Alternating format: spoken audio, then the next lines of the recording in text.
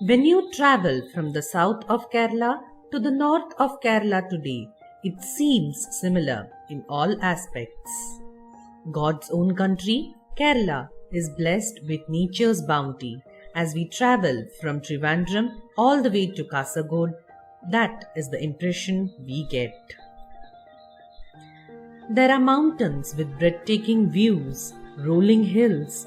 Every now and then you get glimpses of the sea through the greenery along the road. You cross enchanting backwaters or cross a swift flowing stream or river. Chinese nets, the gables of churches, the domes of mosques and roof of temples dot the landscape. It looks peaceful, somnolent even at times. But in 1947, this was not one land or one country. There was the Kingdom of Travancore, one of the premier princely states with its Maharaja entitled to a 19-gun salute. The Kingdom of Kochi, much smaller and less important, with a 17-gun salute, and the district of Malabar of the Madras Presidency. The princely states of India were effectively vassal states with subsidiary alliance with the British. Travancore was more developed, richer, and had a British resident too. Cochin was comparatively less developed. This was one of the issues hindering in creating an union between these two kingdoms. Travancore was ruled by a young Maharaja, the 35-year-old Balarama Varma. Kochi had an aged ruler, Sir Kerala Varma. Travancore had increased its annual revenue from 21 crore to over 90 crore during the period between 1924 to 1947. It had an ambitious and powerful Diwan in C.P. Ramaswamy Iyer, who wanted to make Travancore an independent country. C.P. had even posted a trade representative in Pakistan and sought the help of Western powers in making Travancore an independent nation.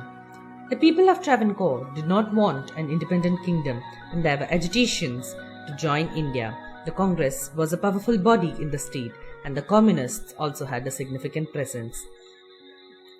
Both the kingdoms were well developed in comparison to other Indian states. The judiciary was also well developed, and Cochin was one of the first states to separate the judiciary from executive side of administration.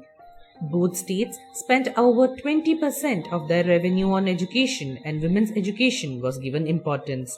They had higher literacy levels than the rest of India. Cochin had the first elected responsible government in all of India. When C.P. Ramaswamy Iyer left Travancore in July 1947, the Maharaja of Travancore also introduced an elected, fully responsible government. There were so many similarities that a union of both the kingdoms was logical. One big factor was that Travancore was bigger, more important kingdom, while Cochin Maharaja was much elder. The ticklish question was, once the union was formed, who would be the Raj Pramukh, the governor of the union? All the princely states would initially become a part of the dominion of India. The ruler would be designated as Raj Pramukh and would have powers of ruling in all domestic matters. Defense, foreign relation and communication would be the responsibility of India. In case there was an elected responsible government, like in Kochi and Travancore, they would report to and be under the Raj Pramukh. The above system continued till 1957, when the Raj Pramukh system was abolished. When two or more kingdoms were joined together to form a union, the senior most or most important ruler became Raj Pramukh. There was also the question of who and whose state capital would become the capital of the union. The Maharaja of Travancore wanted to be Raj Pramukh and did not want to travel to Kochi for discussions. He felt that as a 19-gun salute state, in comparison to Kochi, which was only a 17-gun salute state, it would affect his dignity. The Cochin Maharaja was much elder, and V.P. Menon from the Indian government was in a dilemma. But when he broached the subject to the Kochi Maharaja, the king readily agreed to come to Trivandrum, and also that Travancore could have the Raj Pramukh post. The Maharaja of Cochin made no demands and immediately agreed to the union and being a part of India. A rare king who was ready to forgo all his hereditary rights for the sake of his people. The Travancore Maharaja also had only minor request, and as such, The formation of the Union of Kingdoms of Cochin and Travancore went off smoothly. There were other hiccups. The Bar Association in both kingdoms wanted to join the Madras Presidency. The Tamil-speaking areas in South Travancore, present-day Kanyakumari, were worried that the merger of both kingdoms would make them an irrelevant minority.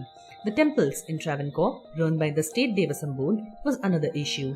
The revenue from these lands was much more than that was spent on them, and the king had merged the temple lands with other government lands and allocated a fixed amount for temple management.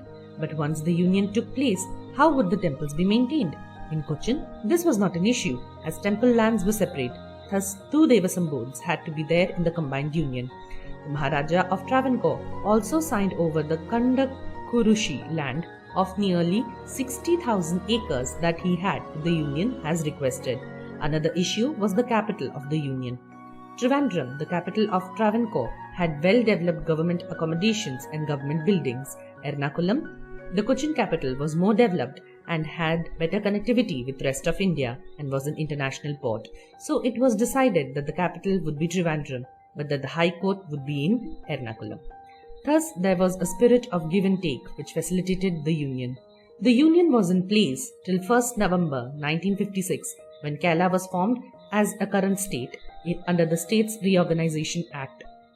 Thus, the two kingdoms of Kerala came together without much trouble or fuss, unlike other kingdoms, due to three enlightened men from Kerala: the two Maharajas and V.P. Menon, who was the chief negotiator for the government with various kingdoms in the land.